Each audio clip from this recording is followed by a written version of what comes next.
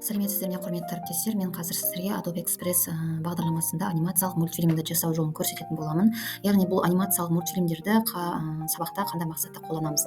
Яғни сіз кітапта берілген мәтінді мультфильм стилінде көрсетсеңіз, балаларға қызықты болады. Және де кейбір кітаптарда қазір мәтін берілмеген, мәтінді тыңдаңыз деп дискке жаңағы аудио нұсқасында беріледі.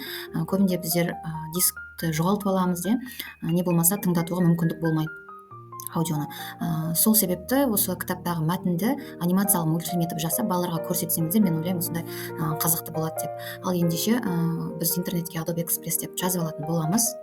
Және ең бірінші тұрған осындай қызыл белгідегі сайтқа кіретін боламыз. Сайтқа кірген кезде ағылшын тілінде беріледі бізге, өзімізге қажетті тілде, яғни орыс тіліне аударып алсаңыздар болады. Переводчик мына жерде батырмасын басып. Не болмаса, осындай белгі болмаса, сіздерде оң жақта, жоғарғы жақта 3 нүкте беріледі. Сол 3 нүктенің үстінен бассаңыздар, мына жерде перевести деген жазу байқайсыздар. Перевести бассаңыздар, сайт аударылатын болады. Мен бұл сайтқа өзімнің аккаунтыммен кіріп алған болатынмын, тіркеліп. Сіздер де өз аккаунттарыңызбен тіркеліп кірсеңіздер болады. Одан кейін дальше начать бесплатную пробную версию басатын боламыз. Не болмаса перейти к Adobe Express бассаңыздар болады. Мен бұл жерде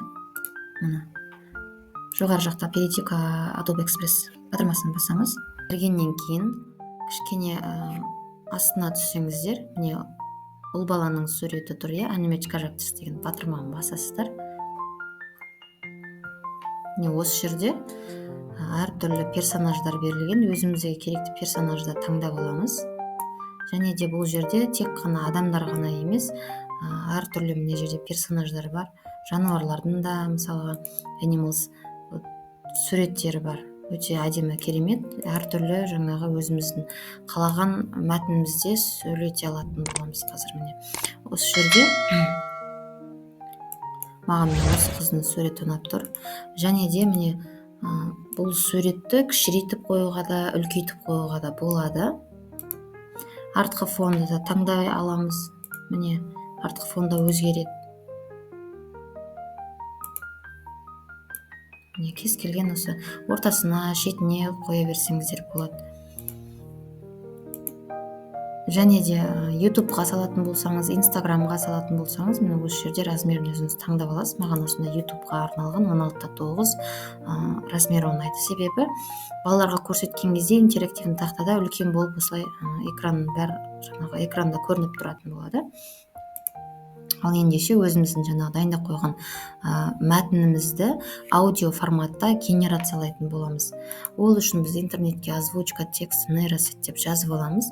Осы жерде әртүрлі сайттар берілген. Осы сайттың ішіне кіріп мәтінімізді аудио форматында өзгерте аламыз. Мен бірақ көбінде text to speech сайтын қолданамын. Міне осылай жазып алсаңыздар болады, text to speech деп. Және де жасыл міне берілген белгі, осы сайттың ішіне кіреміз. Астыңғы жағына түссеңіздер, мына жерде егер де сізде басқа ел тұрса, мына жерде өзгертіп аласыздар, Қазақстан деп. Және де сіздің персонажыңыз қыз бала болса, Айгүл таңдап, ұл бала болса, Дәулетті таңдайтын боласыздар.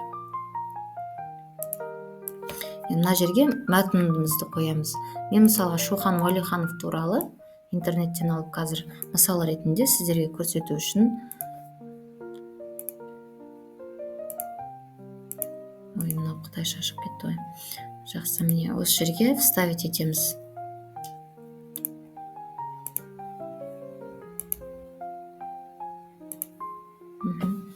Так, мынандай артық жаңағы скобка алып тастауға болады. Себебі бұл бізге кедергі жасауы мүмкін. Және де мына жерде саннан кейін қосымша мысалға 1835 деп жазуымыз керек міндетті түрде қосымшаны. Себебі бұл жасанды интеллект ондай қосымшаларды айтпайды. 1865 жылы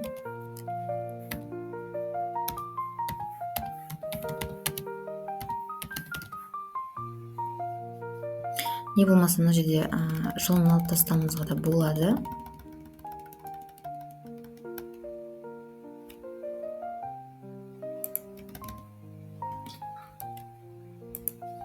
Мына жерде санды 19 деп жазуымыз керек.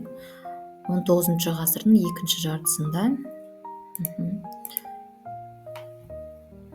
Енді осы аудионы қазір тыңдау үшін екі радио батырмасын басасыздар.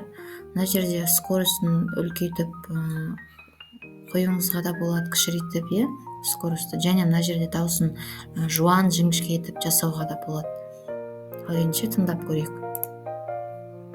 Шоқан Шыңғысұлы Уәлиханов, шын есімі Мұхаммед Қанафия, қазақтың ұлы ғалымы, 19 ғасырдың екінші жартысында Қазақстанда туған демократтық, ағартушылық мәдениеттің тұңғыш өкілдерінің бірі, шығыстанушы, тарихшы, фольклоршы, этнограф, географ, ағартушы.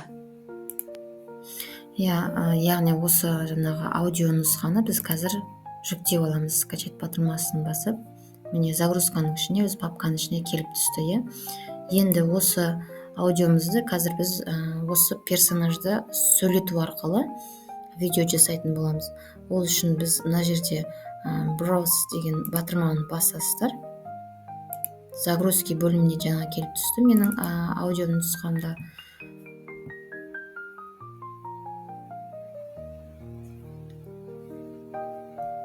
Мына жерде күтеміз. Жүктеліп жатыр біздің аудиомыз. Енді қазір тыңдап көрейік. Шоқан Шыңғысұлы Уәлиханов, шын есімі Мұхаммед Қанафия, қазақтың ұлы ғалымы, 19 ғасырдың екінші жартысында Қазақстанда туған демократтық, ағартушылық мәдениеттің тұңғыш өкілдерінің бірі, шығыстанушы, тарихшы, фольклор. Міне осындай анимациялы мультфильм жасап берді бізге. Даже бұл персонаждың өзі сөйлеп тұрғанда аузы бәрі қимылдап тұр, как будто өзі сөйлеп тұрған сияқты. Және де қол аяғы бәрі қимылдап тұр. Бұл видеоны жүктеп алу үшін мына жерде download батырмасын басып жүктеп аламыз. Міне видеомыз загрузка бөліміне келіп түсетін болады. Жаңағы айтқанда әртүрлі видеоларды жасап, InShot қосымшасы арқылы біріктіріп мультфильм жаңағы ретінде көрсетсеңіздер болады балаларға. Видео ұнаса лайк басып, комментарий қалдырыңыз, достарыңызбен бөлісе отырыңыздар.